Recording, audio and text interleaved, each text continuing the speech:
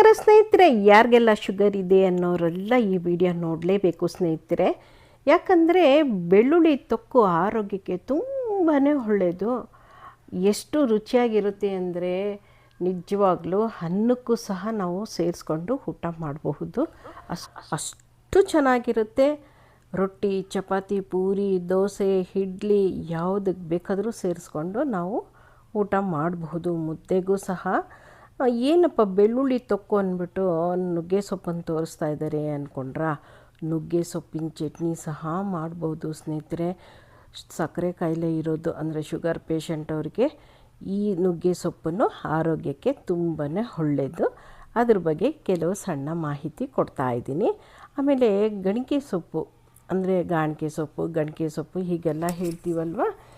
ಈ ಸೊಪ್ಪನ್ನು ಸಕ್ಕರೆ ಕಾಯಿಲೆ ಇರೋರು, ಶುಗರ್ ಪೇಷಂಟವರು ಹೆಚ್ಚು ಬಳಸೋದ್ರಿಂದ ನಿಯಂತ್ರಣಕ್ಕೆ ಬರುತ್ತೆ ಸ್ನೇಹಿತರೆ. ಈ ಬೀಜ ನೋಡಿ ಹೀಗಿರುತ್ತೆ. ಹಣ್ಣನ್ನು ಹಾಗೇ ಕಿತ್ತು ತಿನ್ನಬಹುದು. ಹಾಗೆ ನನ್ನ ಟೆರೆಸ್ ಗಾರ್ಡನ್ನಲ್ಲಿ ಬೆಳೆದಿರುವಂತಹ ಹಲಸಂದಿ, ಗಣಿಕೆ ಸೊಪ್ಪು ಇದೆಲ್ಲ ತೋರಿಸ್ತಾ ಇದ್ದೀನಿ. ಇದು ಹಲಸಂದಿ ಒಂದು 1/4 kg ಸಿಕ್ತು ಸ್ನೇಹಿತರೆ. ಅದಕ್ಕೆ ನಾನು ಇದನ್ನು ಗ್ರೇವಿ ಪಲ್ಯ ಥರ ಮಾಡ್ತಾಯಿದ್ದೀನಿ. ಇದನ್ನು ಆರೋಗ್ಯಕ್ಕೆ ತುಂಬಾ ಒಳ್ಳೆಯದು. ಇದು ಸಹ ಶುಗರ್ ಪೇಷಂಟ್ ಅಂದರೆ ಸಕ್ಕರೆ ಕಾಯಿಲೆಯವ್ರಿಗೆ ತುಂಬಾ ಒಳ್ಳೆಯದು. ಸಿಂಪಲ್ಲಾಗಿ ಒಗ್ಗರಣೆ ಹಾಕಿ, ಮಾಮೂಲಿ ಒಗ್ಗರಣೆ ಹಾಕ್ತೀವಲ್ಲ ಈ ಹುರುಳಿಕಾಯಿ ಮಾಡೋ ರೀತಿಯಲ್ಲೇ ಮಾಡಿದ್ದೀನಿ. ಅದಕ್ಕೆ ಫುಲ್ ವಿಡಿಯೋ ಏನೂ ಮಾಡಿ ನಾನು ತೋರಿಸ್ತಾ ಇಲ್ಲ. ಪಲ್ಯ ಈ ರೀತಿ ಮಾಡಿ ಆರೋಗ್ಯಕ್ಕೆ ತುಂಬಾ ಒಳ್ಳೆಯದು. ಇವಾಗಂತೂ ಹಲಸಂದಿ ಅಂತೂ ಭಾಳಷ್ಟು ಸಿಗುತ್ತೆ. ತಂದು ಒಮ್ಮೆ ಆದರೂ ಈ ರೀತಿ ಗ್ರೇವಿ ಥರ ಮಾಡಿ ಇಲ್ಲ ಪಲ್ಯ ಥರ ಮಾಡಿ ಊಟ ಮಾಡಬಹುದು. ಆ ವಿಷಯನ ಹಾಗೆ ನಿಮಗೆ ತಿಳಿಸೋಣ. ಯಾಕಂದರೆ ಗಾರ್ಡನ್ನಲ್ಲಿ ಬೆಳೆದಿರೋದು ಒಂದು ಟೈಮ್ಗಾದರೂ ನಮಗೆ ಪಲ್ಯಕ್ಕಾಗತ್ತಲ್ಲ, ಆ ಒಂದು ಖುಷಿನೇ ಬೇರೆ ಅಲ್ವಾ ಸ್ನೇಹಿತರೆ. ಆ ಖುಷಿನ ನಿಮ್ಮ ಜೊತೇಲಿ ಹಂಚ್ಕೊಂಡೆ. ಆಮೇಲೆ ಇವಾಗ ವಿಷಯಕ್ಕೆ ಬರೋಣ. ಬೆಳ್ಳುಳ್ಳಿ ತೊಕ್ಕು ಅಂತ ಅವಾಗಿಂದ ಹೇಳ್ತಾ ಇದ್ದಾರೆ ಅಂದ್ಬಿಟ್ಟು ಇದನ್ನು ನೋಡಿ ನಾನು ಎಣ್ಣೆ, ಸಾಸಿವೆ, ಜೀರಿಗೆ ಎಲ್ಲ ಸೇರಿಸಿ ಹಾಕಿದ್ನ, ಕರಿಬೇವು ಹಾಕಿದ್ನ, ಬೆಳ್ಳುಳ್ಳಿ ಬಿಡಿಸಿರುವಂತಹ ಒಂದು 1/4 kg ಬೆಳ್ಳುಳ್ಳಿ ಹಾಕಿದ್ದೀನಿ. ಉಪ್ಪು ಮತ್ತು ಅರಿಶಿಣನ ಹಾಕ್ಕೊಂಡಿದ್ದೀನಿ ಸ್ನೇಹಿತರೆ. ಸಕ್ಕರೆ ಕಾಯಿಲೆಯವರಿಗೆ ಇದು ತುಂಬಾ ಒಳ್ಳೆಯದು. ಈ ರೀತಿ ತೊಕ್ಕನ್ನು ನೀವು ತಿಂಗಳಾನುಗಟ್ಟಲೆ ಇಟ್ಕೋಬೋದು. ಹೊರಗಡೆ ಇಟ್ಟರು ಎಲ್ಲೂ ಕೆಡಲ್ಲ. ಆದರೆ ನೀರು ಮಾತ್ರ ತಾಗಿಸ್ಬಾರ್ದು, ಇಲ್ಲಾಂದರೆ ಹಾಳಾಗುತ್ತೆ. ಮತ್ತು ಬೆಳ್ಳುಳ್ಳಿ ಹಸಿ ಇದ್ರೂ ಬೇಗ ಹಾಳಾಗುತ್ತೆ ಸ್ನೇಹಿತರೆ. ಅದರಿಂದ ಈ ರೀತಿ ಎಣ್ಣೆಯಲ್ಲೇ ಚೆನ್ನಾಗಿ ಫ್ರೈ ಮಾಡ್ಕೋಬೇಕು. ಎಷ್ಟರ ಮಟ್ಟಿಗಂದರೆ ಎಲ್ಲೂ ಸಹ ಹಸಿ ಅಂಶ ಇರಬಾರ್ದು. ಹಸಿ ಏನಾದರೂ ಇತ್ತು ಅಂದರೆ ಬೇಗ ಕೆಟ್ಟೋಗ್ಬಿಡುತ್ತೆ. ಅದರಿಂದ ಇದರಲ್ಲಿ ಚೆನ್ನಾಗಿ ನೀವು ಹುರ್ಕೊಳ್ಳೋದ್ರಿಂದ ಬೆಳ್ಳುಳ್ಳಿ ತೊಕ್ಕು ತಿಂಗಳಾನುಗಟ್ಟಲೆ ಇಟ್ಟರೆ ಹೊರಗಡೆ, ಅದರಲ್ಲೂ ಫ್ರಿಡ್ಜಲ್ಲಿ ಬೇಕಾದರೆ ವರ್ಷಗಟ್ಟಲೆ ಇಟ್ಕೊಳ್ಬಹುದು. ಅಷ್ಟು ರುಚಿ ಕೊಡುತ್ತೆ. ದಿನೇ ಇಡ್ತಾ ರುಚಿ ಹೆಚ್ಚುತ್ತೆ ಹೊರತು ಹಾಳಾಗಲ್ಲ. ಈ ರೀತಿ ಎಣ್ಣೆಯಲ್ಲಿ ಚೆನ್ನಾಗಿ ಹುರ್ಕೊಂಬಿಡ್ಬೇಕು ಸ್ನೇಹಿತರೆ. ಎಷ್ಟು ಚೆನ್ನಾಗಂದರೆ, ಯಾಕಂದರೆ ಸಕ್ಕರೆ ಕಾಯಿಲೆ ಇರೋರಿಗೆ ಏನಾದರೂ ತಕ್ಷಣ ತಿನ್ನಬೇಕು ಅನಿಸುತ್ತೆ. ಸಕ್ಕರೆ ಒಂದು ನಿಯಂತ್ರಣಕ್ಕೆ ಬರಬೇಕು ಅಂದರೆ ಈ ಥರ ತೊಕ್ಕನ್ನು ಮಾಡಿ ಇಟ್ಕೊಂಡ್ರೆ ಒಂದು ಚಪಾತಿನೋ ರೊಟ್ಟಿ ಮಾಡಿಕೊಂಡು ತಿನ್ಬಿಡಬಹುದು ಸ್ನೇಹಿತರೆ. ಅದರಿಂದ ಈ ತೊಕ್ಕನ್ನು ನಾನು ತೋರಿಸ್ತಾ ಇದ್ದೀನಿ ಸ್ನೇಹಿತರೆ. ಆಮೇಲೆ ಈ ಬೆಳ್ಳುಳ್ಳಿನೇ ಸ್ವಲ್ಪ ರುಬ್ಬಿರೋದು. ಇದಕ್ಕೆ ಮಸಾಲೆ ರುಬ್ಬ ಅಂಥದ್ದು ಏನೂ ಇರಲ್ಲ ಅಲ್ವಾ. ಗ್ರೇವಿ ಬೇಕು, ಒಂಥರ ಗೊಜ್ಜಂಗಿದ್ರೇ ಅಲ್ವಾ ಚೆನ್ನಾಗಿರೋದು.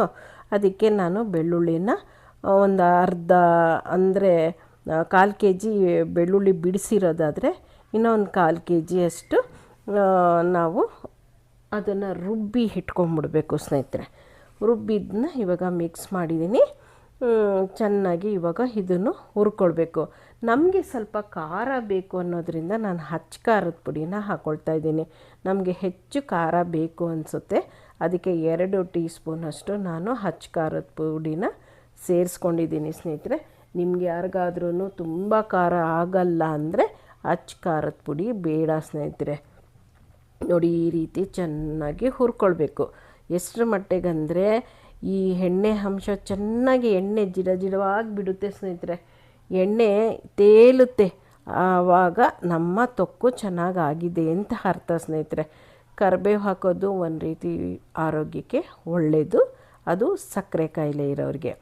ಇವಾಗ ಸಾಂಬಾರು ಪೌಡ್ರು ನಾರ್ಮಲ್ ನೀವು ಸಾಂಬಾರು ಹುಳಿ ಪೌಡ್ರ್ ಮಾಡಿರ್ತೀರಲ್ವ, ಅದನ್ನು ಸಹ 1 ಅಲ್ಲ 2 ಟೀ ಸ್ಪೂನು, ಯಾಕಂದರೆ ನಾನು ಅರ್ಧ kg ಸೇರಿಕೊಂಡಿದ್ದೆ ನನ್ನ ಬೆಳ್ಳುಳ್ಳಿದು ತೊಕ್ಕು ಮಾಡ್ತಾಯಿರೋದು. ಅದರಿಂದ ನಾನು ಸ್ವಲ್ಪ ಹೆಚ್ಚಿಗೆ ಸಾಂಬಾರು ಪೌಡ್ರು ಅಂದರೆ ಹುಳಿ ಪೌಡ್ರನ್ನ ನಾನು ಹಾಕ್ಕೊಂಡು ಇವಾಗ ಸ್ವಲ್ಪ ಮಿಕ್ಸ್ ಕೊಡ್ತಾಯಿದ್ದೀನಿ. ಅಬ್ಬಬ್ಬಾ ಪರಿಮಳ ಹೇಗಿರುತ್ತೆ ಗೊತ್ತಾ? ಇದು ಆರೋಗ್ಯಕ್ಕೆ ತುಂಬಾ ಒಳ್ಳೆಯದು. ಇವಾಗ ನಾನು ಬಿಸಿನೀರಲ್ಲಿ ನೆನೆಸಿ ರುಬ್ಬಿರುವಂತಹ ಹುಣಸೆ ಹಣ್ಣನ್ನು ರುಬ್ಬಿದ್ದೀನಿ. ಅದನ್ನು ಚೆನ್ನಾಗಿ ನುಣ್ಣಗೆ ರುಬ್ಬಿರೋದ್ರಿಂದ ಅದನ್ನು ಸೇರಿಸ್ತಾ ಇದ್ದೀನಿ ಸ್ನೇಹಿತರೆ. ಹುಳಿ ಉಪ್ಪು ಖಾರ ಏನು ಅದ್ಭುತವಾಗಿರುತ್ತೆ ಗೊತ್ತಾ? ಅನ್ನ ಚಪಾತಿ ರೊಟ್ಟಿ ಮುದ್ದೆ ಯಾವುದಕ್ಕೆ ಬೇಕಾದರೂ ಸೇರಿಸ್ಕೊಂಡ್ರೆ ನಾಲಿಗೆಗೆ ನೋಡಿ ನನಗೆ ನೀರು ಬರ್ತಾಯಿದೆ, ಹಾಗಾಗ್ತಿದೆ ಸ್ನೇಹಿತರೆ. ಅಷ್ಟು ಚೆನ್ನಾಗಿರುತ್ತೆ. ಖಂಡಿತವಾಗ್ಲೂ ಆರೋಗ್ಯ ದೃಷ್ಟಿಯಲ್ಲೂ ಅಷ್ಟೇ, ತಕ್ಷಣಕ್ಕೆ ಬೇಕು ಅಂದರೂ ಅಷ್ಟೇ, ಎಲ್ಲದಕ್ಕೂ ಹೊಂದ್ಕೊಳ್ಳೋಂತಹ ಇಂತಹ ನೀವು ತೊಕ್ಕನ್ನು ಮನೆಯಲ್ಲಿ ಮಾಡಿ ಶೇಖರಣೆ ಮಾಡಿ ಇಡಿ. ನೆಕ್ಸ್ಟ್ ವಿಡಿಯೋದಲ್ಲಿ ಸಿಗ್ತೀನಿ.